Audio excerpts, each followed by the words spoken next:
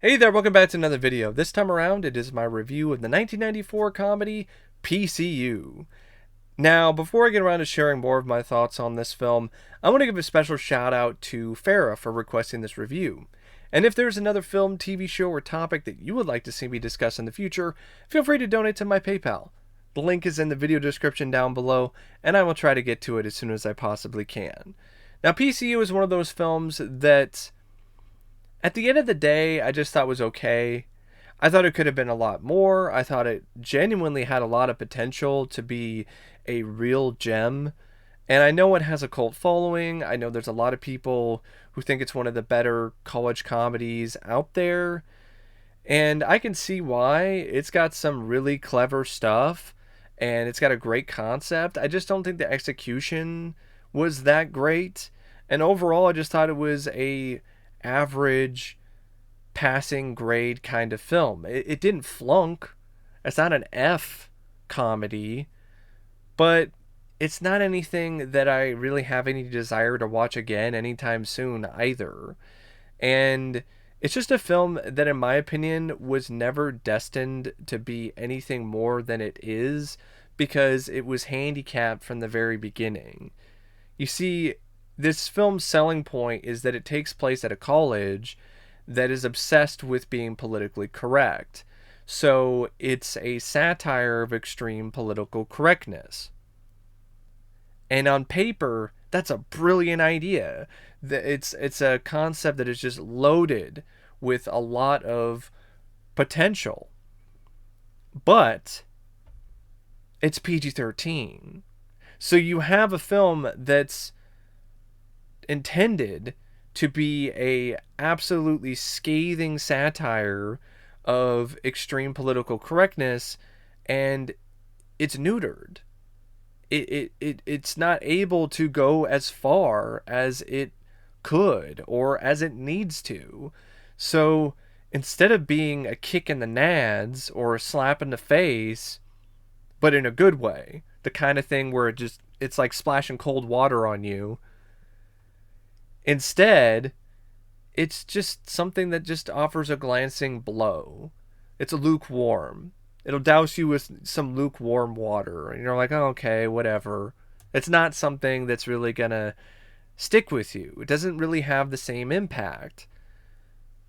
And there are a lot of reasons for that. For one, the studio didn't really have any faith in the film from the beginning, as evidenced by the lack of marketing or really a lot of anything.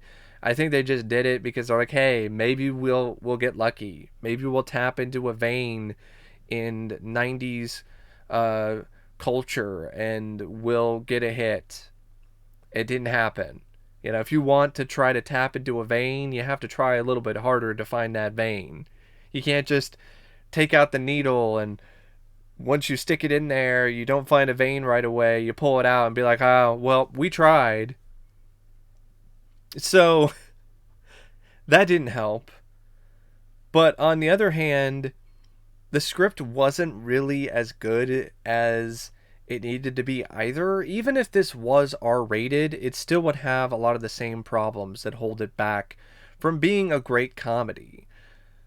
For one, the direction by Hart Bochner is just average.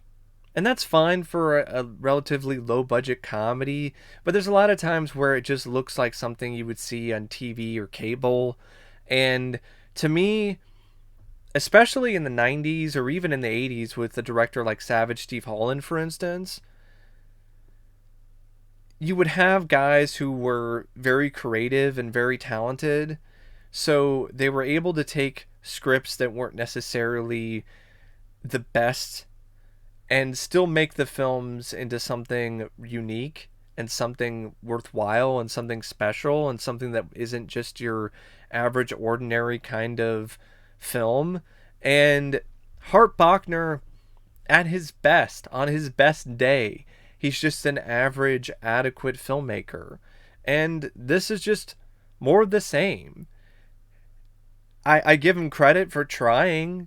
I mean, if the name sounds familiar to you, it's because this is the same guy who played Ellis in Die Hard. Yeah, The same guy who was like, Hans, Bubby, I'm your white knight. That guy. The guy who was the asshole in Die Hard who tried to schmooze with Hans Gruber. Like, that guy directed this movie. And, it could have been worse. Like I said, everything is competent. Everything is serviceable when it comes to the directing here. He captures enough of the film's energy, enough of the film's rebellious nature. And there are some moments where he does play around a little bit with conventions in terms of the typical kind of camera work or techniques that are displayed. But that doesn't happen very often. And it's just one of those movies where, the direction is just about as average as the rest of the movie is. Like, if you had a better director who was a more capable, more established comedic director, maybe some of the gags, maybe some of the moments would land better or land even harder.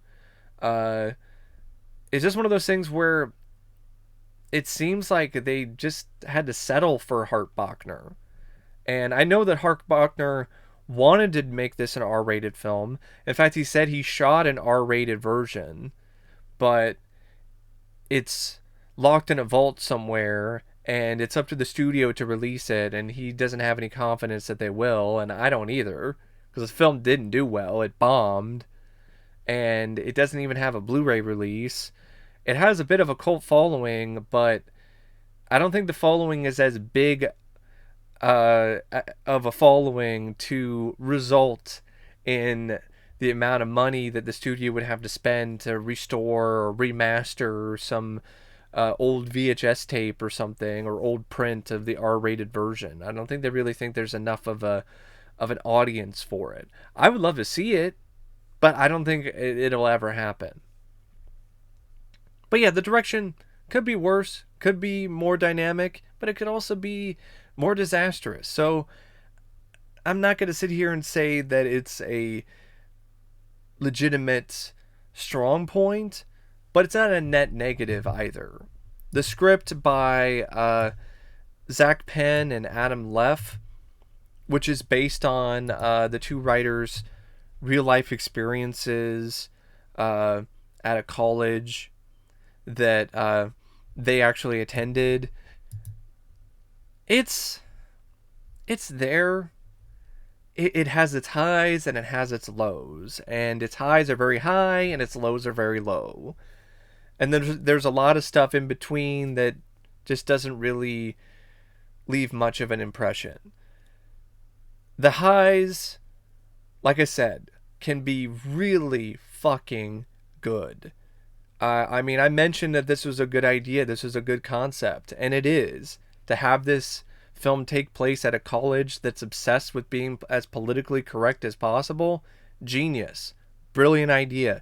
It leads to some genuinely hilarious moments, and some bits of comedy and satire that were way ahead of its time, that have aged like fine wine over the years.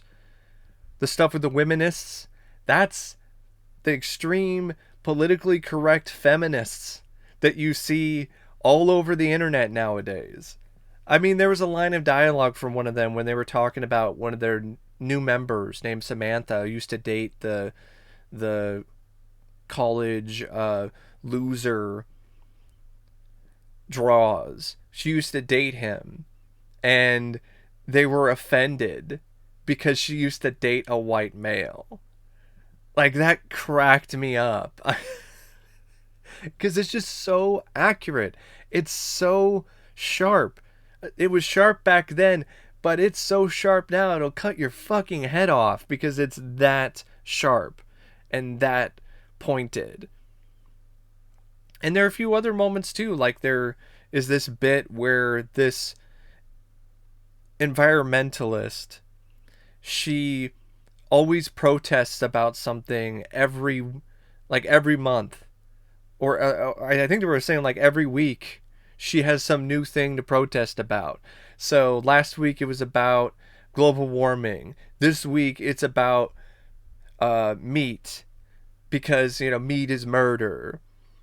And the whole school is like that. And there's all these people that are just obsessed with being extremely politically correct. The president is in the same vein. And it's just a really clever concept. And it leads to the film's biggest laughs, whatever laughs it ultimately does get.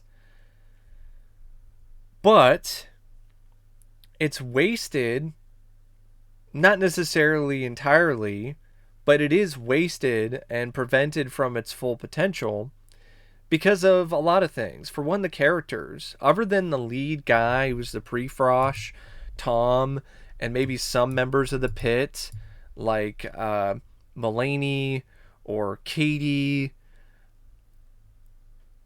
the characters here are weak.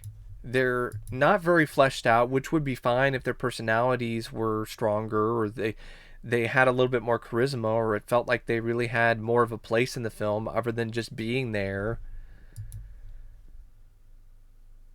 It's just one of those things where this script would have benefited immensely from less characters. There are too many fucking characters in this movie.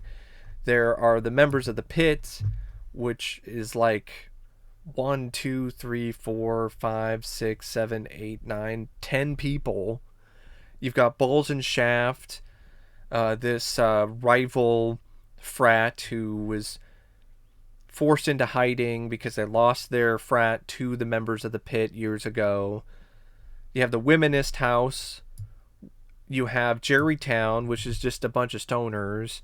You have the group leaders, which are a bunch of people who lead these other groups, these other massive groups of people, the cause heads, the Afrocentrist, the computer geek, and the gay activist.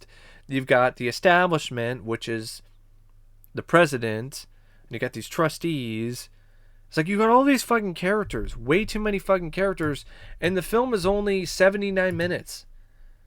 So it's 79 minutes long, and you have like a massive cast of characters. Why did this need this many characters? Cut it down. Focus more on the romance between Tom and Katie. If you want to have draws, fine.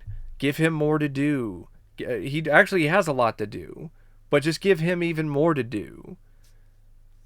Have him and Mulaney really be the two main guys. Maybe throw in Gutter. But you didn't need Pigman. You didn't need any of these other guys. The Daves. Or DG. Or Deej. Or Raji. You don't need any of these characters. You don't need Jerrytown. Jerrytown is fucking pointless. Because they are just a bunch of stoners. And in the pit, you already have characters that are stoners. They just wear different t-shirts. They aren't wearing tie-dye. So you don't even need Jerrytown, because you already have stoner slacker characters already. And the stuff with Balls and Shaft, give them more scenes. Make it so their rivalry is even stronger between them and the pit. The group leader stuff, there's some fun stuff with that, like with Moonbeam, for instance, but don't really make it as big of a focus. The Womenist House, there are some good things with that too, but don't make it as much of a focus either. Focus more on the pit versus Balls and Shaft. Or pit versus Balls and Shaft and the establishment. You can have these other characters and these other people sprinkled in throughout, but really just focus more on that, because it just makes the film just feels very disjointed when it comes to the story. And it doesn't help either that there's a lot of stuff that ultimately makes it very predictable, very cliched, very one note when it comes to the storytelling. And when it comes to the party, because there's this big party at the end, and you have like a musical guest, and in this instance it's George Clinton. It really did not work having George Clinton. I love George Clinton. He's a master of funk. But I don't know what the hell these writers and what the hell Hart Bochner was thinking having George Clinton in this movie, where this is supposed to be a film that's supposed to tap into the vein of the contemporary, at least for the time, 90s college kid. and you've got George Clinton in your big climactic party as the big musical guest. The writers intended to have Nirvana, which makes a hell of a lot more sense, but the studio cheaped out and wouldn't pay them the money in order for them to appear.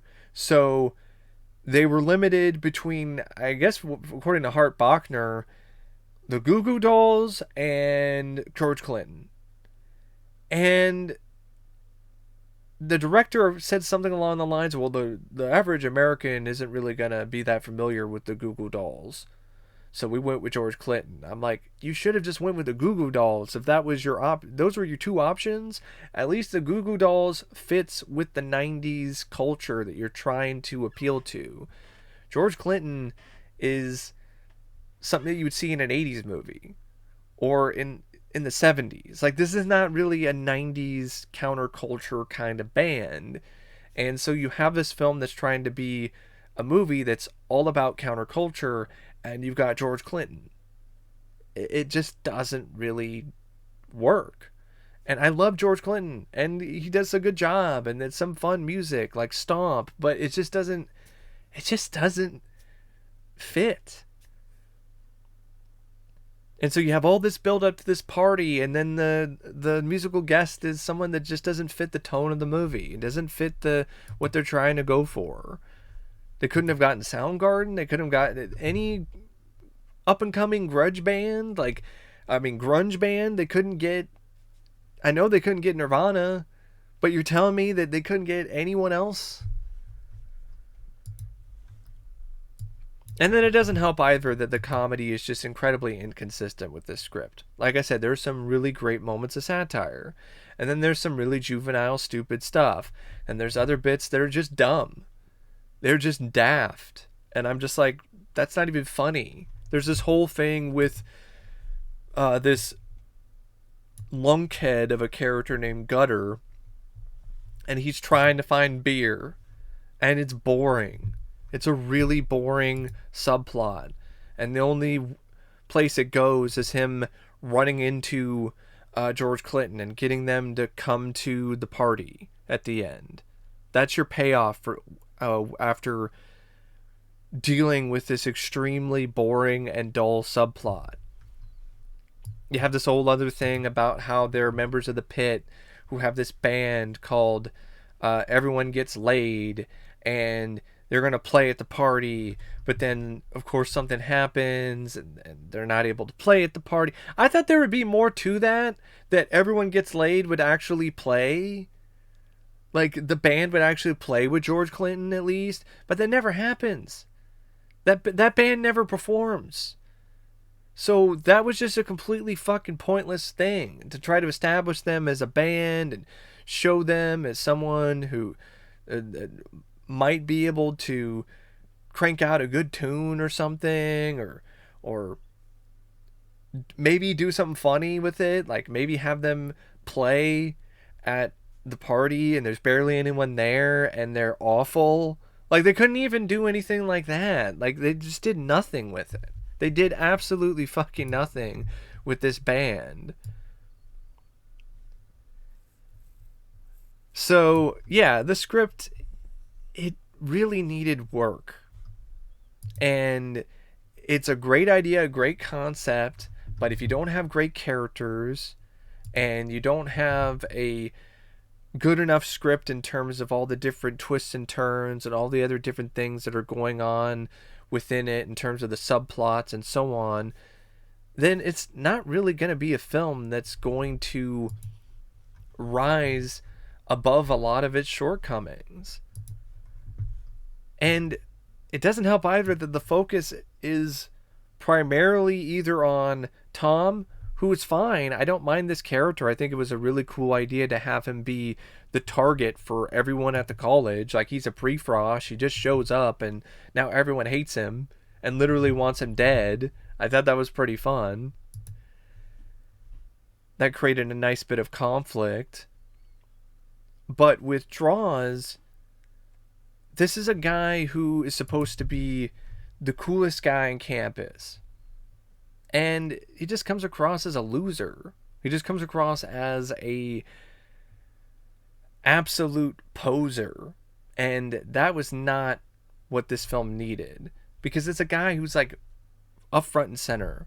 He has a ton of screen time, and I just don't think the script really did that character any favors. He does. He comes across as a loser, like the kind of guy who you wouldn't really want to party with, or you wouldn't really want to be, or you really wouldn't want anything to do with. And then you have other characters like Pigman, where he's a guy who's just watching TV because it's the focus of his senior thesis to see if two actors appear in the same film.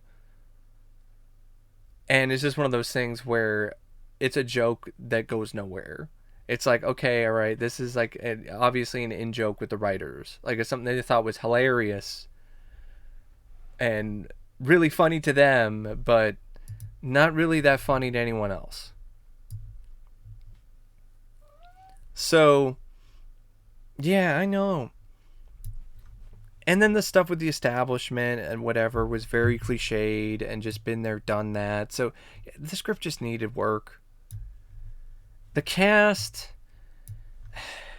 that's another thing about this film that isn't really that impressive. Especially the lead, Jeremy Piven. I like Jeremy Piven. He's been in some good stuff. I liked him in Judgment Night. And he's a talented, capable actor. I think he was the lead in The Goods, which I didn't mind, and I definitely thought was funnier than this. He was horribly miscast in this film.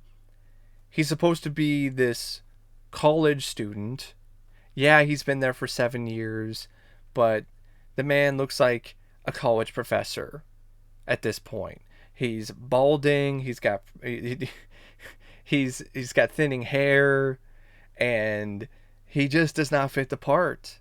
I really like Jeremy Piven, but it's just a case of really bad miscasting.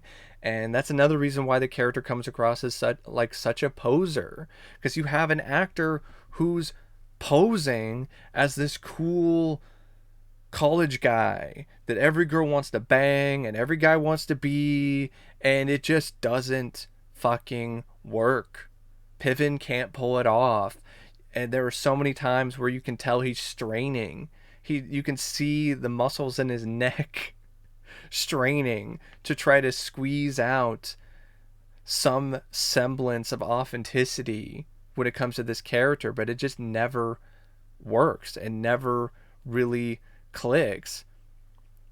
The whole performance is like that whole meme with Steve Buscemi, where he's dressed up like a high school kid and he's like, "How do you do, fellow kids?" Like, that's the whole performance. It's just a performance that's awkward and just not funny. And I know Jeremy Piven has said things like, "Oh, well, Hart Bochner held me back because I wasn't able to improvise like I wanted to." And then Hart fired back and said, "No, I did let him improvise, but I also shot scenes that were according to the way that I wanted to do the movie." So there's a lot of back and forth going on with both sides, and I don't think it really would have mattered whether or not Jeremy Piven was able to do more improv, because he fucking sucked. I know he gets a lot of credit. I know there's a lot of people who think he was good in this. To each their own. I thought it was terrible. It was just a really bad fit.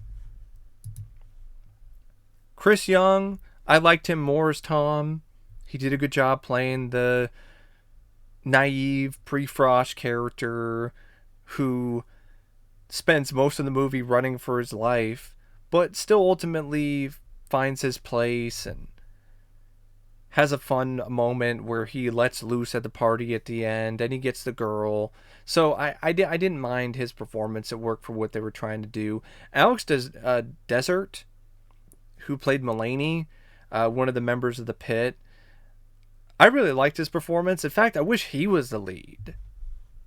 Like, why not? Just have him be the lead. He's a better character. He's a stronger character. He's a more likable guy. Just make him the lead.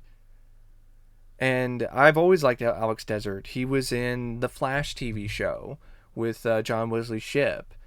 Jon Favreau is completely unrecognizable in this as Gutter, this guy with dreadlocks, and he's a total doofus. He's the guy. He's the kind of guy who's just slow and just doesn't really know what he's doing half the time. Is a total blockhead. Megan Ward, I really liked her performance as Katie. I thought that she had some good chemistry with Chris Young, and she was cool and just kind of badass. Would have liked to have seen more scenes with her, to be honest. Uh, Going back to Jon Favreau, he played the role well. I'm gonna give him credit for that. I mean, he was supposed to play a total blockhead, and he definitely did pull that off. Uh, you also have like Gail Mayron, who plays Cecilia, this other female member of the Pit, who's like a member of the band. Uh, Matt Ross played some guy named Raji. I don't even remember what his character was. Same goes for Jake Grace, Darren Heems as the Daves, Stivy Pazowski as Deej, or Jody Racicott as Pigman. You have the members of Balls and Shaft. You have Rand McPherson, played by David Spade, and I think it was his. It's not his film debut, but it's his first major significant film role. And he's an annoying pissant, and that's the whole point of the character, but the performance was pretty bad, if you ask me. This is where David Spade hasn't really did not find his stride yet, and he just was doing a lot of his SNL shtick, and that's all that he really had in terms of range. So this whole character is just his bye-bye. Bye-bye. That character from SNL, the guy who was on the airline and was just being rude to people as they left the plane. Like that's the whole character here. That's the whole performance. It's just the bye-bye guy for every scene that he's in, and it worked okay in SNL because it was a 5-minute or 4-minute skit, or it was a little bit it was a short amount of time. It wasn't very long. Here it's every scene that he's in, and it goes on longer than that overall because he has a significant role in the film. So it just becomes something that's very irritating and not really that fun to watch. And he really wasn't that funny either because it was just such a one-note joke. Kevin Jubinville played a guy named Carter Prescott, who's like one of the members of Bulge and Shaft, and you have some other guy named Bantam Draper, played by Thomas Mitchell. I mean, they played good, snooty, rich pricks. The Womenist House, you have Sarah Trigger, plays Samantha, who's a love interest for Draws. She was okay. Vivica Davis, who plays the Womenist number 1. Maddie Corman, who plays the Womenist number 2. Those two were adequate enough as well. Maddie Corman, it was fun to see her again because she was in Adventures of Ford Fairlane as Zuzu Petals. I definitely thought her role in that was more memorable and definitely a stronger role, but it was still fun to see her again. The Stoners in Jerrytown, the leader of the group is played by Jake Busey, plays Mersh. Ted Cosmo plays Cosmo. There's this guy named Theo Caldwell, played the Giggler. I mean, they played believable stoners. It's not hard to play stoners. Like, stoner roles are some of the easiest to do as an actor. What is hard, though, is to make them stand out.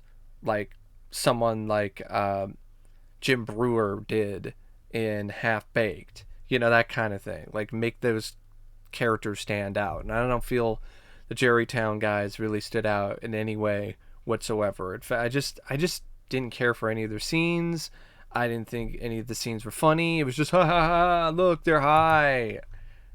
Hilarious, because they're high. And then the group leaders, you have Becky Thayer, who plays Moonbeam. Kevin Thigpen, who plays the Afrocentrist. Rob Grofer, who plays the computer geek. Jonathan Wilson is a gay activist. The standout of that group is Becky Thayer. But even her performance is pretty uneven. It's the kind of performance that you would see like in a sitcom. Like, it's really not anything above that level. And then you have the establishment. Jessica Walter plays the president, and the couple other actors who plays the trustees. And you have George Clinton, who plays himself, and the Parliament Funkadelic, who appear as themselves, of course, because it's George Clinton and the Parliament Funkadelic. And it was fun to see George Clinton, and he was having fun with it. I just don't feel that he fit in the film. So yeah, the cast, it's fine, but other than Chris Young, Alex Dessert, Megan Ward, maybe Jon Favreau, you don't really have anyone else in the cast that really stands out, that really draws you to the film. And that's a problem. When you have a college comedy, you need to have these if you're going to have all these characters, you need to have at least a good number of them land in a significant way, especially the one that has the most screen time and draws, and he just doesn't. So he has the majority of the screen time, and the character isn't likable, he's not interesting, and you don't really find his scenes that entertaining. And Jeremy Piven just can't fucking pull it off. Also features some cinematography by Reynaldo Villalobos, which was it was alright. So was the editing by Nicholas C. Smith. The music, though, it featured a score by Steve Vai, who did some work on Bill and Ted's Bogus Journey, as well as a few other projects. Steve Vai is a guy who worked with Van Halen and David Lee Roth. And the music in this is one of the major highlights. I thought the score was quite interesting. It was a lot of fun. It was really cool to hear Steve Vai do an entire musical score. I just wish it was in a better movie that was significantly better than average. And I will say this, the short running time did benefit the film in some ways, because a lot of the dead ends that it ran into, it didn't wind up stuck in them for as long as it could possibly have if it was a longer movie. But yeah, it's just one of those films where I got some decent entertainment out of it. It's got a good concept, it's got some good ideas, but it just doesn't really ultimately pan out to be anything more than just your run-of-the-mill comedy. And it's a shame, it really is. I would love to see this film get remade, actually, today with an R rating, but that'll never happen, because this movie is the kind of film that would never see the light of day, considering the topics and considering the subject matter. But if it's a film that interests you, or it seems like it might be something worth your while, I would recommend checking it out. I know this is probably a longer review than any other review of this movie out there, but there's just a lot of things that I wanted to touch upon. It was just kind of a hard film for me to kind of wrap my head around in terms of why it didn't really turn out to be anything other than average for me. And hey, average is not the worst thing out there. It could have been horribly unfunny. It could have been a complete waste of my time. It wasn't anything like that. So it was at least worth one watch. But man, it really is a shame that you have a concept that's this smart and this clever, and it just doesn't really turn into anything other than a C-grade comedy. But anyway, thank you for watching my review of PCU, which puts the C in C-grade comedy. And as always, I will see you later. See ya.